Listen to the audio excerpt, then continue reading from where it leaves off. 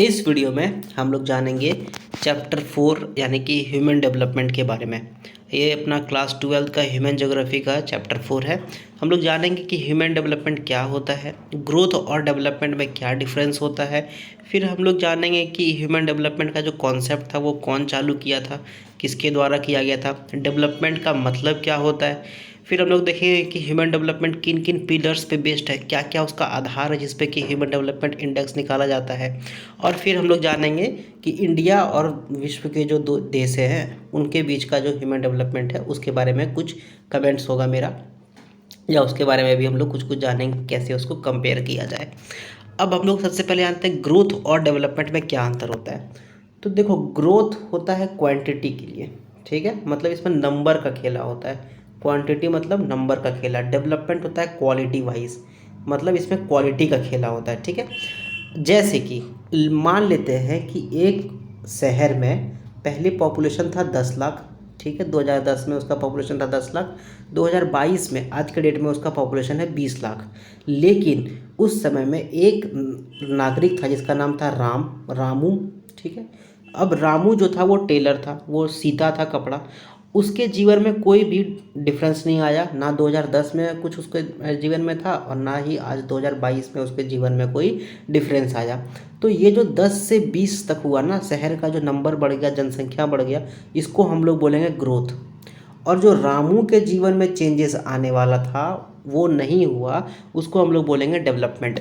तो इससे हम लोग क्या सीखे कि हर बार अगर ग्रोथ होता है तो इसका ये मतलब नहीं कि डेवलपमेंट होगा ही होगा, ठीक है। कभी ग्रोथ पॉजिटिव भी हो सकता है, कभी ग्रोथ नेगेटिव भी हो सकता है। वैसे ही अगर पॉजिटिव ग्रोथ है तो डेवलपमेंट हो भी सकता है, नहीं भी हो सकता है, और अगर ग्रोथ नेगेटिव है तो डेवलपमेंट हो भी सकता है, नहीं भी हो सकता है।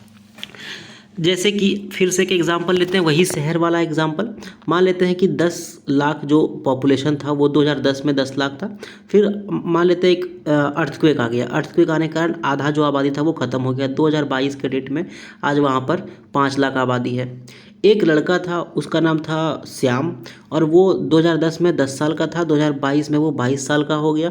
वो अब जॉब करता है, बहुत बड़ा उसका कंपनी है, बिजनेसमैन है। तो वो उसका देखो क्या हो गया, उसका डेवलपमेंट हो गया, है ना। तो यहाँ पे डेवलपमेंट हो गया उसका पॉजिटिव, हालांकि ग्रोथ तो नेगेटिव था बट डेवलपमेंट उसका पॉजिटिव हो गया। तो इसलिए ग्रोथ जो है वो पॉजिटिव भी हो सकता है, नेगेटिव भी हो सकता है, और डेवलपमेंट भी पॉजिटिव और नेगेटिव हो सकता है। डेवलपमेंट में हम लोग क्वालिटी देखते हैं और ग्रोथ में हम लोग क्वांटिटी देखते हैं। डेवलपमेंट में क्वालिटी और ग्रोथ में हम लोग नंबर्स यानी कि क्वांटिटी देखते हैं। देखो, एक फ़ोटो दिया हुआ है, इसका मतलब नेगेटिव ग्रोथ के बारे में बताया जा रहा है कि बंद एशे कुछ नाम का एक जगह है 2004 में। ये देखो कितना सारा घर था, है ना। फिर आ गया सुनामी, देखो क्या हो गया। लेकिन ये भी एक ग्रोथ ही है बट ये नेगेटिव ग्रोथ है। अब यहाँ पे दो लोग थे, पहला जिसका नाम है महबूब उल हक, डॉक्टर महबूब उल हक, और दूसरा हमारे भारतीय अमर्त्य सेन। महबूब उल हक पाकिस्तानी थे और अमर्त्य सेन हिंदुस्तानी थे। इन दोनों के द्वारा ये बताया गया कि देखो, ग्रोथ जो है वो ज़रूरी नहीं, जैसे हम लोग भी समझे कि ग्रोथ ज़रूरी नहीं कि डेवलपमेंट ही लाए। तो इन लोग के द्वारा कंसेप्ट दिया गया है ह्यूमन डेवलपमेंट का। इसका मतलब जो नागरिक को लेकर के जो डेवलप किया जाए, जो डेवलपमेंट हो, जो सिटीजन सेंट्रिक डेवलपमेंट इसको बोलते हैं, जो सिटीजन को लेकर के डेवलपमेंट किया जाए। तो डॉक्टर महबूब उल हक बताते हैं कि ह्यूमन डेवलपमेंट एक ऐसा डेवलपमेंट होता है जो कि लोगों के चॉइस का और लोगों के जो लाइफ या जीने का जो लाइफ स्टैंडर्ड है उसको वो इम्प्रूव कर सके। जैसे कि अभी श्याम जो 10 साल का था वो 2022 में वो बहुत ही अच्छा उसका कंपनी वगैरह हो गया, तो उसका जो लिविंग स्टैंडर्ड था वो बेहतर हो गया, है ना। तो उसका लिविंग स्टैंडर्ड बेहतर हो गया तो ये क्या हुआ, ह्यूमन डेवलपमेंट हो गया। तो इसी तरह कोई भी डेवलपमेंट होता है, जैसे कि भारत में ही सरकार बोलती है कि देखो हमारा इकोनॉमी इतना बढ़ रहा है, इतना बढ़ रहा है, बहुत बढ़ गया। तो उसका मतलब ये नहीं कि बस इकोनॉमी बढ़ रहा है, उसका मतलब जो जीवन रेखा है लोगों का, जो जीने का जो तरीका है वो भी बेहतर हो रहा है। आज देखो लोगों के पास ज़्यादा चॉइसेस है कि वो स्विगी से ऑर्डर कर सकता है खाना, या जोमेटो से ऑर्डर कर सकता है, या मोबाइल से पढ़ सकता है, या वो आज किताब से पढ़ सकता है, ठीक है। चॉइसेस बढ़ रहा है और साथ ही साथ लोगों के जो जीने का जो रहन सहन का जो तरीका है वो भी बेहतर होते जा रहा है।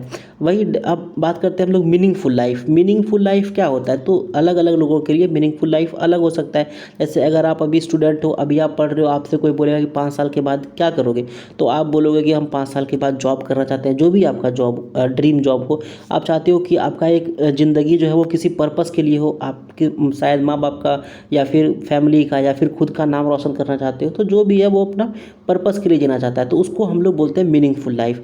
अब इस पर्पस को वहाँ तक पहुँचाने के लिए क्या चाहिए, हम लोग को चॉइसेस लेना पड़ेगा, हम लोग का स्टैंडर्ड ऑफ लिविंग होना चाहिए। फॉर एग्जांपल अगर कोई बेगर है या भिखारी है, अब भिखारी अगर बोलेगा कि हम इंजीनियर बनना चाहते हैं, हम आईआईटी करना चाहते हैं, तो उसके लिए उस तरह पढ़ाई भी तो करना पड़ेगा उसको, उस तरह उसको क्षमता भी तो चाहिए, उस तरह उसका स्टैंडर्ड भी तो होना चाहिए, लिविंग स्टैंडर्ड। अब वो भीख मांगेगा तो वो कैसे पढ़ाई करेगा, है ना। तो इसलिए जो स्टैंडर्ड होना चाहिए वो भी एक होता है। फिर उसका उसका चॉइस होना चाहिए, उसका जो है बेसिक एक कैपेबिलिटी होना चाहिए कि हाँ हम यहाँ से कर सकते हैं, उसके पास रिसोर्सेस होना चाहिए। तो इस प्रकार से ह्यूमन डेवलपमेंट काम देता है और लोगों को, ताकि वो बेहतर तरीके से अपना ज़िंदगी को जी सकें। अब देखो, जैसे कोई भी घर पिलर पे खड़ा होता है, वैसे ही ह्यूमन डेवलपमेंट 4 पिलर पे खड़ा है। 4 पिलर कौन कौन सा है, पहला आता है इक्विटी, दूसरा सस्टेनेबिलिटी, तीसरा प्रोडक्टिविटी और चौथा एम्पावरमेंट। इक्विटी का मतलब जो भी लोग हैं उसको इक्वल एक्सेस मिलना चाहिए। जैसे भी भिखारी का बात किए, तो वो जो भिखारी था वो अगर आईआईटी करना चाहता है या कुछ भी बड़ा काम करना चाहता है, तो उसके लिए जो उसको रिसोर्सेज है वो उसको मिलना चाहिए, उसको हम लोग यहाँ पर बोलेंगे इक्विटी। अब फॉर एग्जांपल अगर कोई बिजनेसमैन है, उसका बेटा चाहता है आईआईटी करना, तो वो बिजनेसमैन उसको बोलेगा ठीक है बाबू, तुम जाओ कोटा में जाकर के पढ़ाई करो, तुमको रिसोर्सेस मिलेगा, ये वगैरह वगैरह सब कुछ होगा।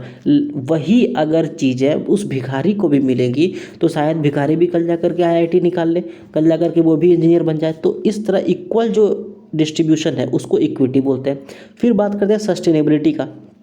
सस्टेनेबिलिटी का मतलब जो पिछला जनरेशन में चॉइस लेने का जो फ्रीडम था, जो क्षमता था, वही नेक्स्ट जनरेशन में भी है कि नहीं।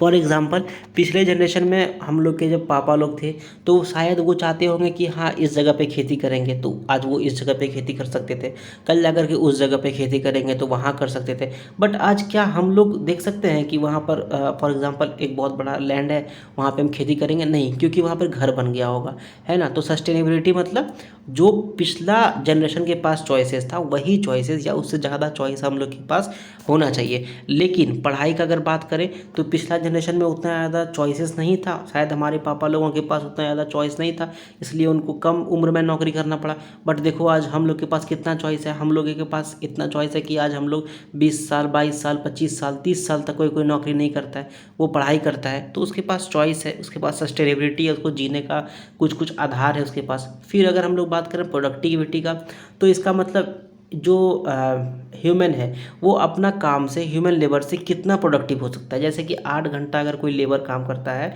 और एक दीवार बनाता है, ठीक है, वही 8 घंटा अगर कोई इंजीनियर काम करता है, तो वो कोई बड़ा वेब पेज बना लेगा या सॉफ्टवेयर का डेवलपमेंट करेगा। तो किसका ज़्यादा प्रोडक्टिविटी हुआ, इस लेबर का या इस जो सॉफ्टवेयर इंजीनियर था उसका। तो इस तरह से हम लोग प्रोडक्टिविटी को नापते हैं। अगर सॉफ्टवेयर इंजीनियर जो था उसके पास नॉलेज था ज़्यादा, इसलिए उसका प्रोडक्टिविटी ज़्यादा होगा। तो इस प्रकार हम लोग प्रोडक्टिविटी को जानते हैं। फिर एम्पावरमेंट का अगर बात करें, तो पावर होना चाहिए चॉइसेस लेने का। फॉर एग्जाम्पल अगर उस लेबर का बेटा, अगर वो लेबर बहुत गरीब है, तो वो जो लेबर का बेटा है उसको भी 10-12 साल के बाद शायद उसको इलीगली काम पे लगा दिया जाएगा। तो उसके पास, इस लेबर के पास वो चॉइस करने का पूरी मौका नहीं है, उसके पास क्षमता नहीं है कि वो अलग चॉइस कर सके और अपना बेटा को पढ़ने के लिए भेज सके। तो इसी चीज़ को हम लोग एम्पावरमेंट बोल सकते हैं कि लोगों के पास एम्पावरमेंट है या नहीं है। तो 4 चीज़ें क्या क्या थी कि लोगों के पास इक्वल डिस्ट्रीब्यूशन है या नहीं, ठीक है, इक्वल डिस्ट्रीब्यूशन है नहीं। उसके बाद अपॉर्चुनिटी का इक्वल डिस्ट्रीब्यूशन है या नहीं है। फिर जो पिछला जनरेशन में था वो नेक्स्ट जनरेशन में उतना चॉइसेस लेने का क्षमता है या नहीं है। क्या लोगों के पास जो प्रोडक्टिविटी करने का क्षमता है वो उतना है या नहीं है। फिर क्या लोगों के पास चॉइस लेने का जो मतलब चॉइस करने का जो क्षमता है वो कितना है। तो इन सब चीज़ों पर ह्यूमन डेवलपमेंट देखा जाता है। अब ह्यूमन डेवलपमेंट को 4 तरीके से फिर से देखा जाएगा। पहला इनकम अप्रोच, दूसरा वेलफेयर अप्रोच, तीसरा मिनिमम नीड्स अप्रोच और चौथा कैपेबिलिटी अप्रोच। देखो इनकम अप्रोच में क्या होता है, ये बहुत पुराना एक तरह से अप्रोच है ह्यूमन डेवलपमेंट का। इसका मतलब कि जैसे जैसे लोगों का इनकम बढ़ेगा, उसका जो चॉइसेस है वो बढ़ेगा, उसका जो लिविंग स्टैंडर्ड है वो बढ़ेगा। फॉर एग्जांपल हमारे जो हमसे जो पिछले जनरेशन में जो हमारे पापा लोग थे, उन लोगों के पास शायद उतना पैसा नहीं था, इसलिए उन लोग को कम उम्र में नौकरी करना पड़ा या फिर अपना घर बार चलाने के लिए। लेकिन आज देखो हम लोगों के पापा के पास पैसा है, कुछ ना कुछ तो सबके पास बेसिक है, ताकि वो अपना अब हम लोग का जो जनरेशन है वो कम से कम 20 साल 22 साल 25 साल तक अनएम्प्लॉयड रहता है, वो बस पढ़ते रहता है, क्योंकि हम लोगों के पापा लोगों के पास पैसा है ना। तो इनकम अप्रोच हुआ, इनकम बढ़ा, तो इसलिए हम अब जो है चॉइस लेने का जो फ्रीडम है वो बढ़ गया लोगों के पास। जैसे पैसा आता है तो वो कुछ से कुछ घर बनाते हैं, ये बनाते हैं, तो जो फ्रीडम है वो बढ़ने लगता है। तो इनकम अप्रोच इस तरह हुआ। दूसरा आता है वेलफेयर अप्रोच। इस अप्रोच में देखा जाता है कि ह्यूमन जो इंसान है वो बेनिफिशियरी है या नहीं है हर डेवलपमेंट एक्टिविटी का जो कि गवर्नमेंट करती है। जैसे कि अगर गवर्नमेंट एक स्कूल बनाई तो क्या स्कूल में इंसान लोग आकर के पढ़ रहे हैं या नहीं पढ़ रहे हैं। अगर गवर्नमेंट सेक्टर कोई एक सरकारी अस्पताल बनाई तो वहाँ पे लोग आके पढ़ रहे हैं या नहीं पढ़ रहे हैं। अगर कुछ गवर्नमेंट रोड बनाई तो वहाँ लोग जो है वो रोड यूज़ कर रहे हैं या नहीं कर रहे हैं। इससे क्या होगा, जैसे अगर सरकार स्कूल बना रही है तो वहाँ पे आकर बच्चे पढ़ रहे हैं तो उनको इन्फॉर्मेशन मिल रहा है, नॉलेज मिल रहा है। नॉलेज मिलने से क्या होता है, उनको फ्रीडम आएगा, सोच में परिवर्तन होगा, लिविंग स्टैंडर्ड बेटर होगा। इस तरह से ह्यूमन डेवलपमेंट होगा।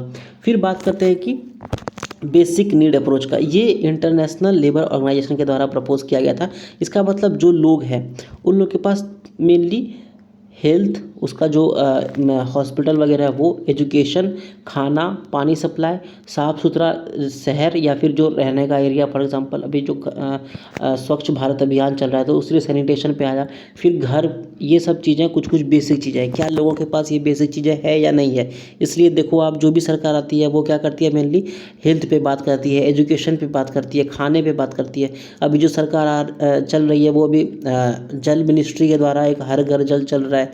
फिर स्वच्छता भारत अभियान चल रहा था। फिर अभी घर बनाया जा रहा है। तो ये सब क्या है, इससे लोगों का जो प्रोडक्टिविटी है वो बेटर होता है, एम्पावरमेंट बेटर होता है, ह्यूमन डेवलपमेंट होता है। फिर आता है कैपेबिलिटी अप्रोच। ये प्रोफेसर अमर्त्य सेन जो कि हिंदुस्तान के प्रोफेसर थे, उनके द्वारा बताया गया है इसमें कि जो लोग हैं उनके पास कैपेबिलिटी को बिल्ड किया जाए, उनका जो कैपेबिलिटी है उसको बिल्ड किया जाए, ताकि वो अपना जो भी फ्रीडम है चॉइस का वो सब अपना यूज़ कर सके।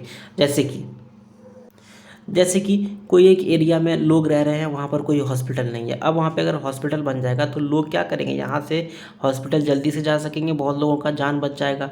इससे उनके पास टाइम बचेगा तो वो उस टाइम को यूटिलाइज़ कर सकेंगे, पैसा बचेगा, पैसा को यूटिलाइज़ कर सकेंगे, पैसा को यूज़ कर सकेंगे। तो इस तरह लोगों का जो कैपेबिलिटी है वो जितना बेटर किया जाए उतना ज़्यादा बढ़िया हो सकता है और उतना ज़्यादा उनका ह्यूमन डेवलपमेंट होगा। ठीक है। अब नेक्स्ट टॉपिक हम लोग का आता है कि भारत का जो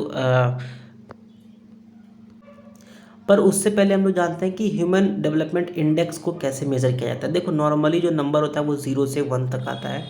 0 से 1 तक वाला जो नंबर है उसमें अगर आपका मार्क्स 0.800 से ज़्यादा हुआ तो उसको बोला जाएगा कि आपका ह्यूमन डेवलपमेंट बहुत बेटर हो गया है। अगर 0.701 से लेकर 0.799 तक आएगा तो उसका मतलब आपका डेवलपमेंट अच्छा खासा है। 0.55 से 0.700 तक आएगा उसको बोलेंगे मीडियम लेवल का आपका ह्यूमन डेवलपमेंट है कंट्री में। और 0.549 से बोलेंगे हम लोग कि लो है। तो अब कैसे हम लोग उसका करते हैं, तो देखो 3 चीज़ों पर ये बेस्ड है। पहला है कि लाइफ एक्सपेक्टेंसी एट बर्थ। जैसे बच्चा कोई जन्म लेता है तो बच्चा जन्म लेने के बाद वो कितने दिनों तक जिएगा, क्या वो 30 साल तक जिएगा, क्या वो 70 साल तक जिएगा। तो जितना ज़्यादा दिनों तक जिएगा उसको उतना ज़्यादा मार्क्स मिलेगी। ठीक है। फिर आता है एडल्ट लिटरेसी रेट कि लोगों का लिटरेसी रेट कितना है, क्या वो 10% है, 20% है, 90% है।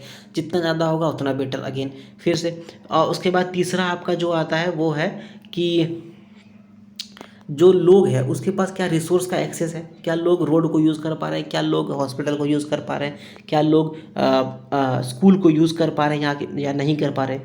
अब इन तीनों चीज़ों को मिला के सबको 1/3 का वेटेज मिलता है। और इन तीनों को मिला के फिर इनका जो सम निकलता है, इनको ऐड करने के बाद, जैसे कि अपना पहला था लाइफ एक्सपेक्टेंसी एट बर्थ, बच्चा जन्म लेने के साथ कितना दिनों तक जिएगा उसको। उसके बाद फिर हम लोग देखते हैं कि लिटरेसी रेट कितना है और फिर हम लोग देखते हैं ग्रॉस नेशनल इनकम देखते हैं, या फिर जो रिसोर्स का अवेलेबिलिटी है वो कितना है। उन तीनों को जोड़ने के बाद मार्क्स निकाला जाता है। जितना ज़्यादा 1 के करीब होगा उतना ज़्यादा बेहतर होगा। अगर 0.9 आया तो वो बहुत अच्छा है, और 0.2 आया तो वो बहुत ख़राब है। तो ये यहाँ पर तो हम लोग देख ही लिए है ना। अब बात करें अगर हम लोग, और ये निकालता कौन है, ये निकालता है यूनाइटेड नेशंस डेवलपमेंट प्रोग्राम। अब बात करते हैं हम लोग इंडिया का दूसरे देशों के साथ कंपेयर करने का। तो ये तो हर साल का है, क्योंकि हर साल निकलता है इंडेक्स, और भारत लगभग इस श्रेणी में आता है, मिडिल वाले में 0.550 से 0.700 तक। और इसका जो रैंकिंग आता है वो लगभग 100 के बाद ही आता है। ठीक है, तो इसमें बताया जा रहा है कि भारत का बहुत ज़्यादा जनसंख्या है, और इतना ज़्यादा जनसंख्या में अगर भारत का जो वेलफेयर स्कीम है वो उस समय बहुत अच्छा नहीं था। ठीक है, लोगों के पास बहुत ज़्यादा गरीबी था, भुखमरी था। तो हिस्टोरिकल इम्पैक्ट हो सकता है कि पहले से हम लोग बहुत गरीब थे, तो इतना ज़्यादा हम लोग का रिसोर्स पे दबाव है, इतना ज़्यादा पॉपुलेशन है। तो ये सब कुछ कारण है, गवर्नेंस उतना बेहतर नहीं है। तो ये सब कुछ कारण है जिसके कारण कि भारत का जो ह्यूमन डेवलपमेंट इंडेक्स है वो बेहतर नहीं है। हालांकि आप देखने वाली बात ये है कि ये कुछ देश है जो बहुत ज़्यादा बेहतर इनका जो इंडेक्स है वो है, क्योंकि ये पहले से डेवलप्ड थे। नॉर्वे, स्विट्ज़रलैंड, ऑस्ट्रेलिया, ये सब बहुत ज़्यादा डेवलपमेंट इन लोगों ने देख लिया। इनका जो पॉपुलेशन है वो उतना ज़्यादा नहीं है जितना कि भारत का है। तो इस प्रकार से भारत का जो अगर कंपेयर किया जाए तो ये जो देश है इनके साथ तो भारत को कंपेयर नहीं करना चाहिए, क्योंकि ये देश पहले से डेवलप्ड थे। तो इस प्रकार से आप कह सकते हो। दूसरा ये भी है देखने का तरीका कि क्या भारत कितना काम कर रहा है अपने सिटीजन्स के लिए। कि साउथ एशिया ब्लॉक में नॉर्मली भारत पिछड़ जाता है, उतना ज़्यादा नहीं हो पाता है। तो अगर आप देखो तो बांग्लादेश से भारत को अच्छा होना चाहिए, श्रीलंका से अच्छा होना चाहिए, नेपाल से अच्छा होना चाहिए। तो इसलिए भारत को अभी और बहुत दूर जाना है, और भारत के जो सिटीजन्स हैं उसको और डेवलपमेंट चाहिए, और ह्यूमन डेवलपमेंट भारत को करना होगा, ताकि भारत कम से कम अगर इस रीजन में ना रह करके कम से कम इस रीजन में तो आ ही जाना चाहिए। हाई वाले रीजन में 0.799 से तो ऊपर आना ही चाहिए, या फिर 0.70 से ऊपर भारत को कम से कम आना ही चाहिए। ठीक है, तो ये था अपना इस चैप्टर में, मतलब ह्यूमन डेवलपमेंट में। आई होप कि आपको मज़ा आया होगा सुनने के बाद। एंड अगर कुछ भी क्वेश्चन है या कुछ भी प्रॉब्लम है तो आप कमेंट सेक्शन में कमेंट कर सकते हो। एंड बस इतना ही। एंड अगर ये वीडियो आपको अच्छा लगा तो आप इसको लाइक करो, दोस्तों के साथ शेयर करो। कुछ भी पूछना है, बताना है तो कमेंट करो, और चैनल को सब्सक्राइब करो। Thank you very much.